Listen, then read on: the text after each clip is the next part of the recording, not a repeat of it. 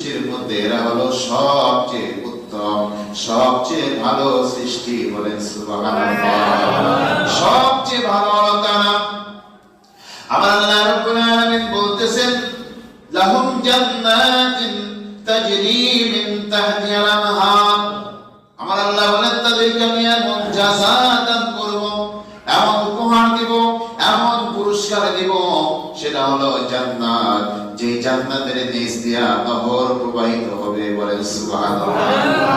এই যমুনা নদীর মধ্যে যদি আপনাকে একটা পাঁচতলা বিল্ডিং করে দেওয়া হয়, সুন্দর একটা বাগান করে দেওয়া হয় চতুর্দিকে, আর নিচ দিয়া পানি চলাচল করবে, আপনি উপরে থাকবেন, এটা কেমন লাগবে? কথা বলেন, কেমন লাগবে? এটা তো দুনিয়ার একটা উদাহরণ, জান্নাতের উদাহরণ এরকম নয়। জান্নাতের নহরগুলো এত সুন্দর, দেখলে চোখ জুড়ায় যায়। বলেন সুবহানাল্লাহ।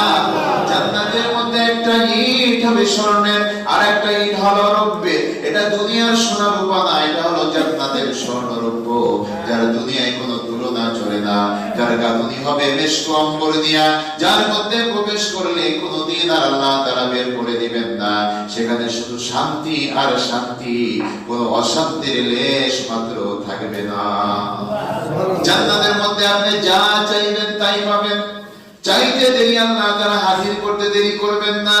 তারপরেও প্রতি জুমার দিন আল্লাহ তাআলা জান্নাতুল ফেরদাউসে ডেকে নিয়ে বলবেন, সালামুন কাওলাম মির রাব্বির রহিম।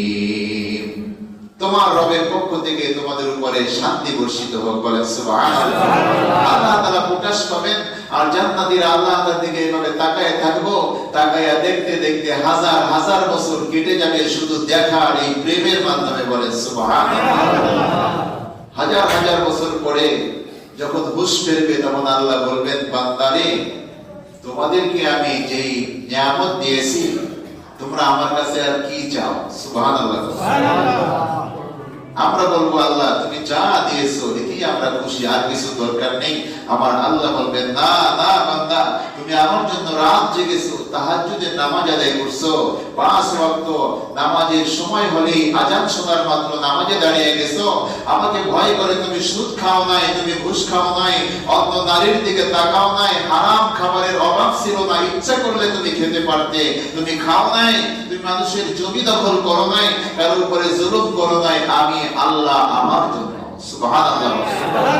ও বান্দা বান্দিরা, আমি তোমাদেরকে শুধু এই নিয়ামত দিয়েই খুশি না। যাও, তুমি যা চাইতে পারো না আমার কাছে মজুদ আছে, আমি আল্লাহ সব নিয়ামত তোমাদেরকে দিয়ে দিলাম।